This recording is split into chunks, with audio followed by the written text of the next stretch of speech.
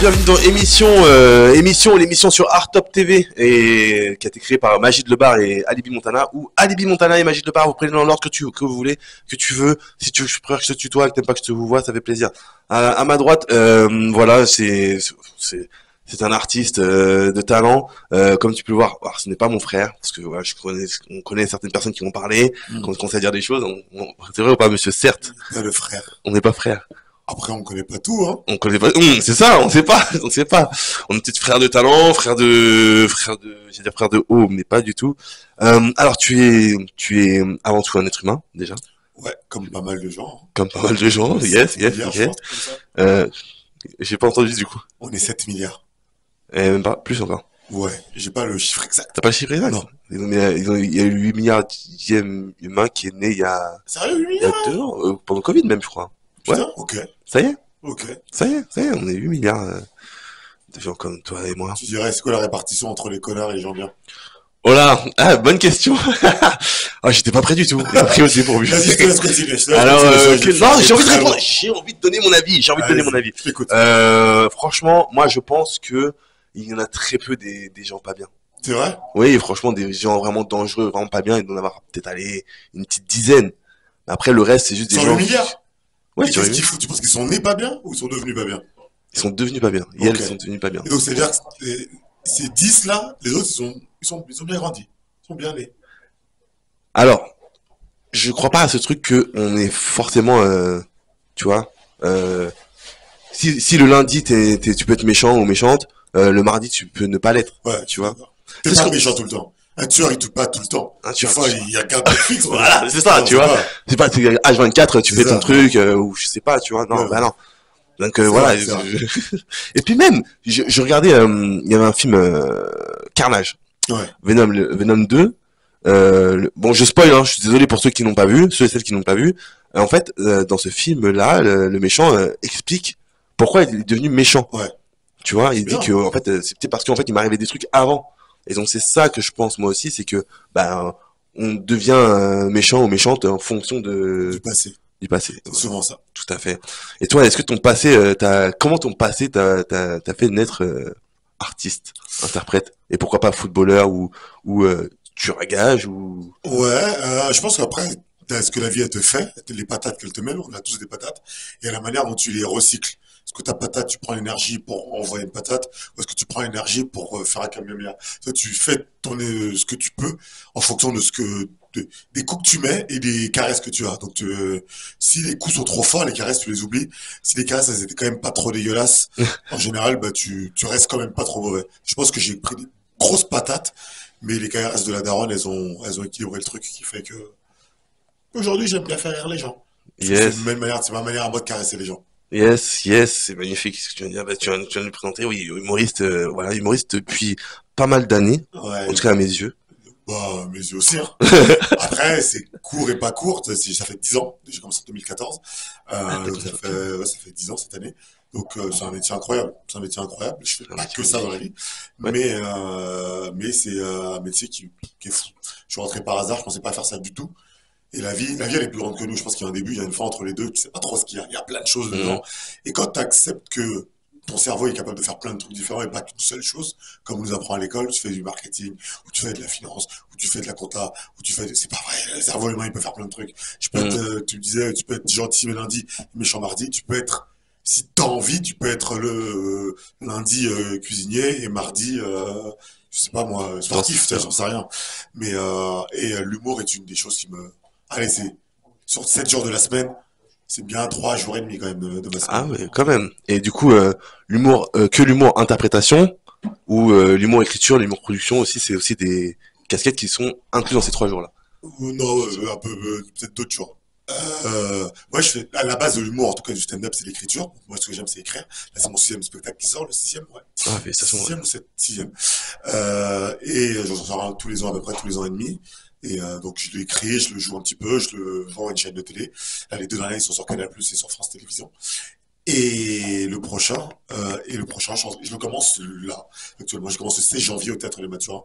Donc, je vais le jouer 2-3 ans, et après, c'est de le vendre à une chaîne. Et après, j'écris le suivant. C'est magnifique. Alors, excuse-moi, est-ce que c'est pour la blague que t'as choisi ce théâtre ou pas du tout? Tu veux vraiment l'histoire? Oui, je veux voir mon histoire. Bah oui, parce que moi, je connais son nom de famille. C'est pour ça que je dis ça. Mais certes, Mathurin, ok. Tous mes spectacles, il y a une thématique. En fait, j'ai fait de l'humour pour comprendre l'humain. D'accord. Pour comprendre le complexe. La vie, elle est compliquée, il y a plein de trucs et tout. Mais l'humour, ça permet de simplifier et que les gens, ils rigolent parce que t'as réussi à simplifier le complexe, quoi. Ou à trouver des points communs, plein de trucs. Et il y a souvent, on dit drame plus égale comédie. Donc la comédie, c'est plein de trucs. C'est pas juste faire rire quelqu'un parce qu'il marchait sur une peau de banane. Ouais. Sinon, j'aurais déjà arrêté ce métier depuis bien longtemps. C'est beaucoup plus intéressant que ça. Tu es obligé de lire plein de trucs. Donc, j'ai fait un spectacle sur l'amour. J'ai essayé de comprendre comment l'amour ça fonctionne. Pourquoi les gens ils divorcent, pourquoi les gens ils restaient plus avant, pourquoi on trompe, pourquoi... c'est quoi l'amour. J'ai fait un spectacle.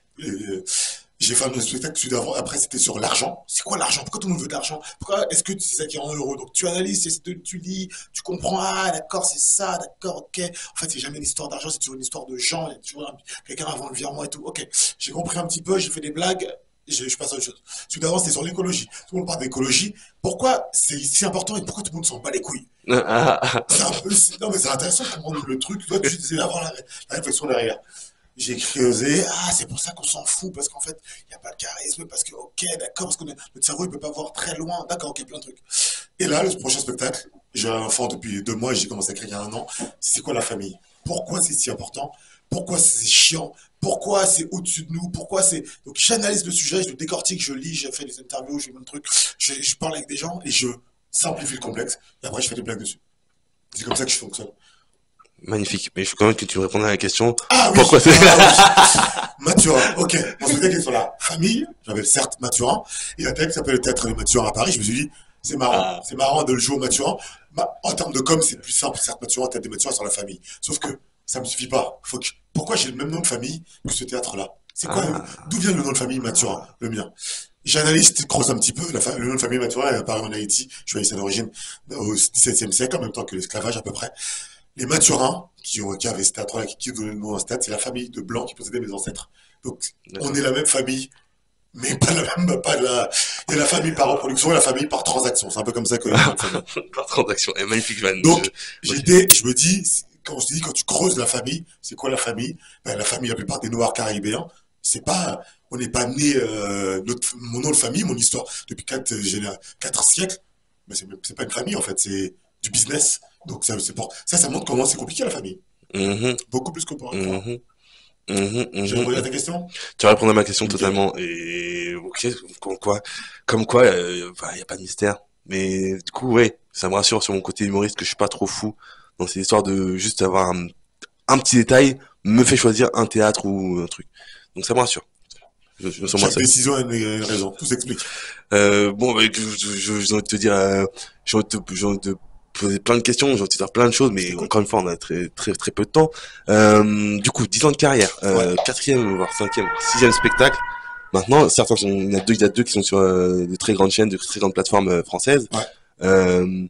Euh, alors, je crois que tu as fait un sketch au Festival international du Montreux Ouais. récemment, qui est diffusé sur YouTube, etc. Ouais. Alors, est-ce que il y a 10 ans, tu t'imaginais pouvoir arriver aussi vite à cet endroit-là? Est-ce que tu t'imaginais pouvoir vivre de tout ça ou comment c'était? Franchement, non. En fait, quand tu commences, aujourd'hui, il y a des sports comme le foot, c'est comme ça, tu sais que tu commences, c'est de faire de l'argent. Aujourd'hui, l'humour, tu commences, tu sais que tu peux faire de l'argent. Mais il y a 10 piges qui est court et en même temps long, mais à l'échelle du stand-up, le stand-up, c'est récent, hein. Tu vois, le Hum, Comedy Club, c'est 2006, ça a même pas 20 ans en France. Donc moi, je suis arrivé à la deuxième partie de génération. Euh, tu savais pas, en fait, c'est comme si tu commençais un truc, tu dis ouais, on va voir, c'est agréable, tu rencontres des gens, moi, je suis quelqu'un qui aime bien parler, qui aime bien écrire, donc je me suis retrouvé là-dedans. Mais je travaillais au début, j'avais un job la journée, et c'est petit à petit que, en fait, le milieu s'est structuré en même temps qu'on on y était. ouais. Et aujourd'hui, il y a beaucoup d'artistes producteurs, c'est parce qu'en fait, le milieu est très récent, c'est pas comme le théâtre, qui a depuis je sais pas combien de temps, La Fontaine, Molière, ces gars-là. Le stand-up, les comedy clubs qu'il y a aujourd'hui, ils ont tous le plus vieux, à part le Jamel Comedy Club, pour le plus vieux, il a 16 ans. Le théâtre des Mathurins, il a 200 ans, 300 ans. Donc, quelqu'un il y a 10 ans, 15 ans qui disait je ferais ça pour en vivre, c'était un fou parce qu'il y avait trois personnes qui en vivaient.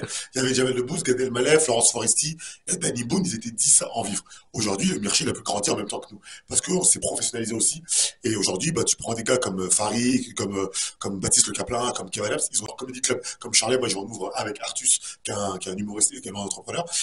En fait, on crée notre milieu en même temps, comme Jamel Debbouze, en fait. Il est artiste et devenu producteur. Et donc, aujourd'hui, tu as plus de facilité à vivre de ce métier-là. Là où il y a 12 ans, 13 ans, 15 ans, il y avait des superstars et plein de gens qui mangeaient des miettes.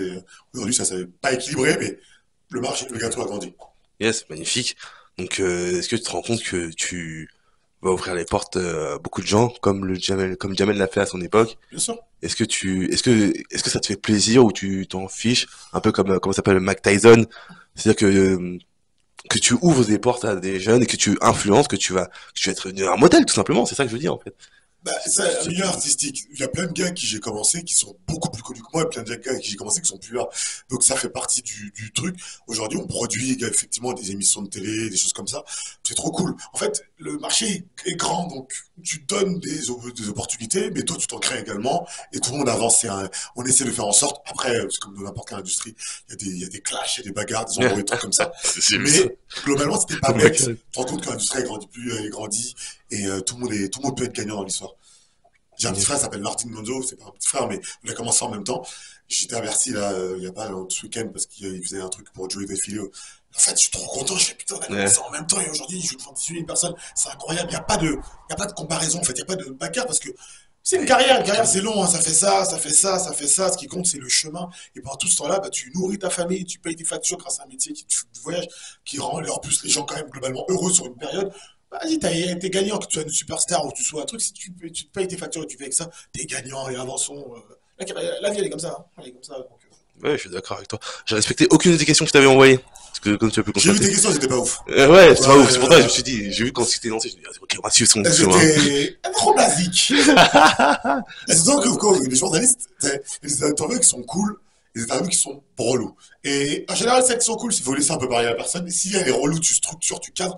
Et là, je t'aurais répondu à des questions, ce serait fait chier, mon ref. Dis la On se vérité, serait fait chier de les ouf, choses. mon ref. Disons les choses. J'en fais plein d'interviews, on se serait fait Et un invité après, pour l'émission d'après, il m'a fait assis, bah ouais, ces questions sont relues. Eh, écoutez, les gars, je fais comme je peux, d'accord, ok? Moi, j'ai pas la chance Mais non, mais de jouer au théâtre du matin. Voilà, j'essaie de faire. adapté. Bah oui, je me suis adapté, je m'adapte, je fais du théâtre d'impro. Merci le théâtre. Bien sûr. Qu'est-ce que je veux dire? Je veux dire plein de choses à dire. C'est comme si tu avais un. Bon, t'as là pas très loin, mais tu vas en rendez-vous. Si t'as toutes tes questions avec une fille ou un garçon, peu importe, et tu poses les mêmes questions à chaque personne, ça va être chiant. En fait, la personne est là, c'est pas la même personne qui était avant. Donc, le plus important, c'est d'écouter la personne et de voir comment elle est et tu t'adaptes. Je suis Si je peux d'accord. me permettre. C'est mon aîné. C'est mon aîné. Moi, je te respecte. Moi, je respecte les aînés. On m'a appris à respecter les aînés. T'as quel Voilà. âge? J'ai l'âge que j'ai 33 ans. Ah, ok, Le tu quart de vois, siècle plus 5. Plus, oh, c'est même trop. plus 8. T'as l'âge de Jésus, s'il avait C'est ça. un peu plus simple, ça y est. C'est pas ma vanne, mais je la trouve très marrante. Il m'a tué. Parce que il faut continuer à parler. C'est vrai, exactement. Oh, la vanne est Ouais, terrible. c'est- Elle est magnifique, ouais, cette vanne. c'est- Non, mais Artus, quand même, tu ouvres un comic club avec Artus. Ouais, C'est annoncé, ça y est, déjà, ou ouais, ça on ne fait fait la pas presse? très longtemps et tout, donc on est en travaux et tout. Artus, monsieur qui a fait le plus gros score au cinéma très récemment, là. Mais moi, c'est mon pote, je te dis, ce film, je l'ai vu il y a 2 ans avant qu'il sorte. Quand on est sorti de la salle, on s'est dit, bâtard, tu fais 10 millions d'entrées, c'était sûr. Bah, ouais. Il est bon, il est très bon dans ce qu'il fait, et surtout, ça fait longtemps qu'il prépare. Il m'a montré le scénario en 2016, en 2024. Ok. C'était dans sa tête, il fallait laisser le temps, il fallait laisser le truc, il fallait créer comment dire, il est malin. Il projette. Artus, c'est trop fort. Et il correspondait au bon timing. Les gens avaient envie de voir un film un peu cool. Et ça a fait son taf. Yes. Je vous dis la vérité, j'ai toujours pas vu, il faut que je le vois d'ailleurs. C'est un Mais, bon, c'est un film tu rigoleries, qui est good vibe. Et voilà, basta quoi. Sans prétention. Et c'est parce qu'il est sans prétention qu'il fonctionne aussi. Quand yes. tu annonces trop, tu vois, les rappeurs par exemple disent ça sort, vous êtes pas prêts, personne n'est prêt. Et quand tu dis je sors un truc, vous allez voir. Les gens ils ont moins d'exigence et donc il y a plus de chances pour que ça fonctionne. Yes, je suis d'accord. Je suis d'accord. J'ai pas envie de te laisser partir. C'est bientôt la fin de cette interview. J'ai envie de rester avec toi encore, certes. Mais bon, il y a d'autres invités. Et puis, c'était vraiment magnifique ce que tu C'était un as plaisir. te dire. Moi, j'ai passé un très bon moment. Franchement, si jamais t'as une place, je te jure que je travaille. Je suis un travailleur, je suis un Ouais. bosseur et tout. Pour première partie, Bah, première partie, oui, carrément. tu veux, vas-y quoi. Ah, merci beaucoup. Merci, c'est grâce à Artop et grâce à toi, Alibi et toi, Magid. Après frérot, si Surtout tu Magid. bides, c'est pas ma faute hein. Mais Il t'inquiète, y a pas le premier, il y a des gens un peu. Mais si, tu veux faire la première partie. Ma mère m'a bien élevé quand je dis un truc, c'est validé. Merci à Je suis ma obligé maman de de le, certes. je suis obligé de le faire. Merci beaucoup. Non, mais ça fera plaisir. Tu joues encore? Ça fait longtemps que je t'ai pas vu. Ouais, mais si, je joue encore. Carrément, j'avais un, bref, on prend en parler hors interview. J'avais un comedy club, j'avais des trucs et Ah, tout, je savais mais, pas du tout. bah oui, parce que je fais mal ma promo. Ah ouais, Je je suis savais pas du tout. mauvais. Oh, je connais l'industrie, hein. Je savais pas du tout que t'avais un lieu. Oui, Il parce était que où? il était Gare de Lyon. Frérot, Gare de Lyon. c'était quoi le nom? Le petit ailleurs. Ah, frérot, Je sais, non, mais je sais très bien. Parce que j'étais pas très bien accompagné et tout, etc. et t'as arrêté? Oui, Ah, dommage, oui, dommage. oui, du coup, parce Tu joues un que petit peu. je joue un petit peu, je joue bientôt au Café Oscar et dans d'autres endroits, je veux rentrer. Alors, si t'as des billets d'entrée pour le Paname, le Ça Jamel, fait combien de temps que tu joues? ou, mais tu sais qu'on avait commencé en même temps que toi, hein, 2014. Et Mais t'étais déjà parti, lui, il était déjà envolé, moi j'étais là, derrière, attends, moi. est-ce que tu faisais que ça? Non. Hmm. Moi, de base, je suis acteur de film. Ah, ok. Le stand-up, il est pas ingrat comme univers. Si tu lui donnes pas 100%, il te donnera pas 100%. Oui, c'est ça. C'est ce que j'ai compris. Parfois, faut peut-être, Faire des choix, c'est ça que t'es en train de me dire. Je veux pas. Je veux pas. pendant Mais, une période, peut-être. mais- Mais c'est vrai qu'en 10 ans, ça, j'étais pas recroisé. Hmm. Ah si, on s'était vu on s'était vu. T'avais pas C'est fait le truc possible. avec, dans le 20e, comment ça s'appelle? Oh là. Non, bon, bref, je- c'est la fin de cette interview, c'était un plaisir. Je rigole. Je suis peut-être un peu trop. Allez voir ce qu'il fait Je sur suis un peu trop YouTube, à allez l'aise, voir ce je suis qu'il un fait. peu Mais trop t'as à l'aise. raison, c'est au plaisir, c'est quand même à la maison. Des bisous, messieurs, dames. C'était un Allez voir ses plaisir. réseaux sociaux, suivez-le, allez voir ses spectacles et ses films, ses projets, suivez-le. Suivez tous les êtres humains qui sont pas trop méchants. Bonne soirée. Thomas Pesquet. Tout le monde voit qui est Thomas Pesquet? Ce mec va au travail en fusée, il faut l'embêter un peu plus lui, hein. Vous savez combien ça consomme une fusée? Il a le bilan carbone du Laos, faut vraiment l'embêter lui, quoi.